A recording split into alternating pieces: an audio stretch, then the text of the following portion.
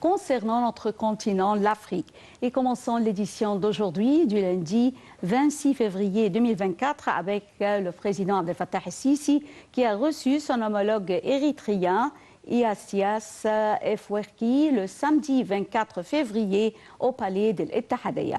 La visite du président érythréen intervient dans un contexte régional tendu suite à la signature d'un accord entre l'Éthiopie et la région séparatiste du Somaliland. Plus de détails dans ce commentaire signé Dalia Karam. Le président Abdel Fattah el-Sisi a reçu ce samedi le président érythréen Iasias Afwerki au palais présidentiel où une cérémonie de réception officielle a eu. Le porte-parole de la présidence a affirmé l'intérêt des deux parties à continuer de développer leurs relations bilatérales afin d'atteindre un changement dans le niveau et la profondeur de la coopération entre les deux parties dans divers domaines économiques, commerciaux et de sécurité. Les discussions se sont concentrées sur l'activation des échanges commerciaux entre les deux pays et l'amélioration des flux d'investissement, en soutenant la présence des entreprises égyptiennes dans le marché érythréen, dans des secteurs d'intérêt et prioritaires pour les deux parties dans lesquels les entreprises égyptiennes bénéficient d'avantages comparatifs et d'une expérience accumulée. Le porte-parole a ajouté que les discussions ont également porté sur la situation régionale, notamment les derniers développements en mer Rouge. Les deux présidents ont discuté des graves développements sécuritaires qui se produisent dans cette région et ont souligné l'importance de la non-escalade et de la maîtrise de la situation. La nécessité de parvenir à un cessez-le-feu immédiat dans le secteur de Gaza a également été soulignée de manière à ouvrir la voie à un accès humanitaire complet et durable à la bande de Gaza et à ouvrir la voie à une solution à deux États et à l'établissement d'un État palestinien indépendant conformément aux références internationales approuvées. Les deux dirigeants ont également abordé les derniers développements qui se produisent dans la Corne de l'Afrique. Ils ont convenu de la nécessité de respecter la souveraineté de l'État somalien et de l'appuyer dans le rejet de toutes les mesures qui diminueraient cette souveraineté. La situation au Soudan a également été abordée et l'importance de poursuivre le travail conjoint entre l'Égypte et l'Érythrée dans le cadre de la voie des pays voisins a été soulignée afin de parvenir à des solutions sérieuses à la crise qui conduisent à un cessez-le-feu qui mettrait fin à la crise et aux souffrances humaines que traverse le peuple soudanais frère et répondre à ses aspirations et à ses espoirs de parvenir à la sécurité, à la stabilité et de réaliser le développement. Le président Abdel Fattah el-Sisi a reçu son homologue érythréen, Iasias Afwerki, au palais présidentiel de l'Ittihadiyya et les deux leaders ont débattu de plusieurs sujets. Et j'ai le plaisir d'avoir actuellement avec moi en ligne l'ambassadeur M. Ayman Moucharafa, qui va nous jeter la lumière sur cette rencontre. Bonjour, Votre Excellence, Monsieur l'ambassadeur Ayman Moucharafa. Bonjour. Bonjour. La visite du président Afwerki, c'est la 4e visite du président érythréen dans la période de presque 10 ans. Et comment dire, avant de parler de la visite, je vais donner une perspective historique.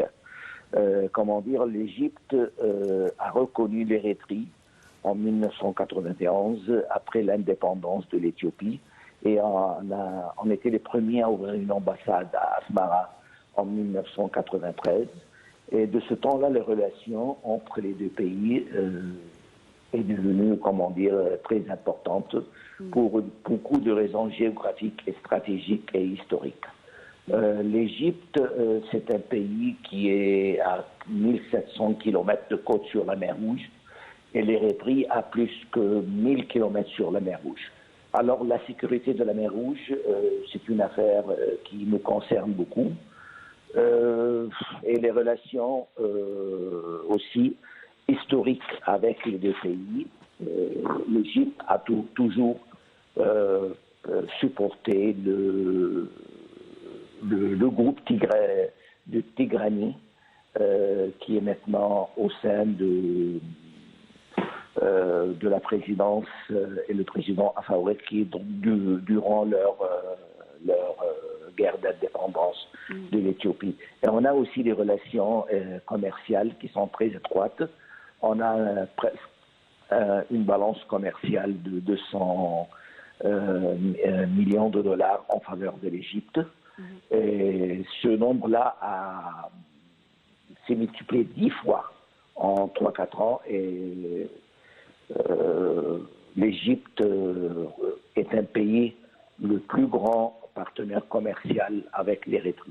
Et la visite aussi vient, comment dire, dans une période qui est assez importante pour les deux pays. Il y a, comment dire, la crise de la Corne africaine et, comment dire, les deux présidents ont réitéré l'importance de l'indépendance et l'intégrité de la Somalie et que l'accord éthiopien avec Somaliland est un accord illégal.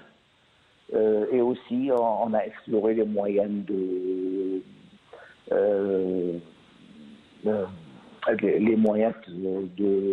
stretcher les relations culturelles, militaires et commerciales. Les deux pays ont discuté également de la situation dans la bande de Gaza. Comment ces deux pays pourraient ensemble même alléger la souffrance des Palestiniens ou même essayer à diminuer l'effet de cette crise à Gaza? Tous les visiteurs de l'Égypte, la situation en bande de Gaza, c'est très important pour nous. Et on explique tous les efforts égyptiens de médiation et les efforts égyptiens d'allévier la souffrance des Gazaouites et des Palestiniens. Mais l'Érythrée n'est pas, comment dire, un joueur qui est primordial dans la crise de Gaza. Mais le président Afwerki a entendu le point de vue du président et le président a éclairci tous les efforts que l'Égypte déploie pour résoudre le problème de Gaza et trouver un cessez-le-feu qui va être très important pour acheminer l'aide pour le Palestinien et pour résoudre ce problème-là un point pour tout.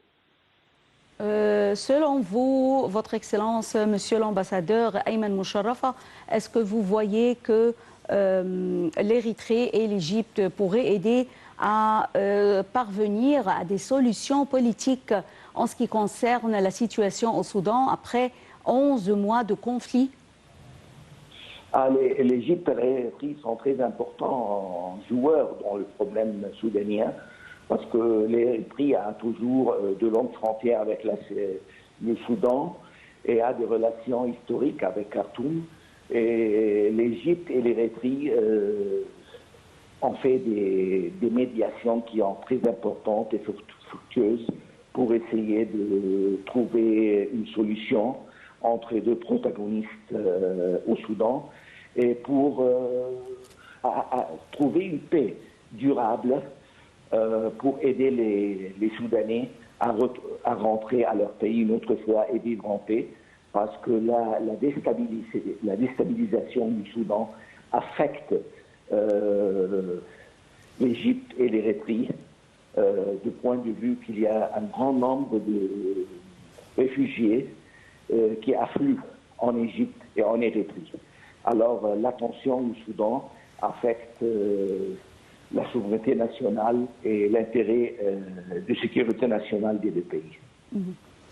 Comment prévoyez-vous à l'avenir les relations commerciales et économiques entre les deux pays et est-ce qu'ils pourraient réaliser un modèle de complémentarité en Afrique?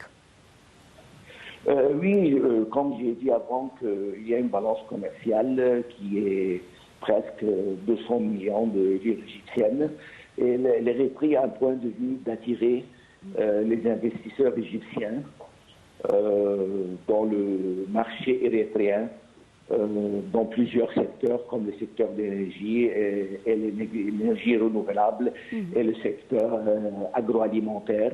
Il y a plusieurs chances d'investir en Érythrée.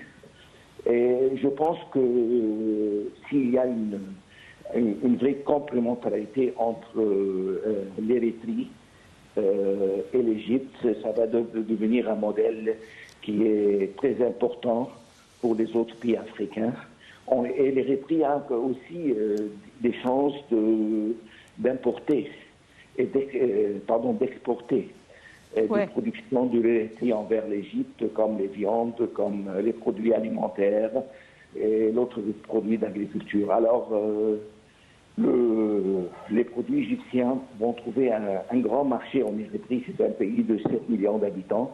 Oui. Et l'Érythrée peut trouver un marché qui est très important pour leurs produits en Égypte.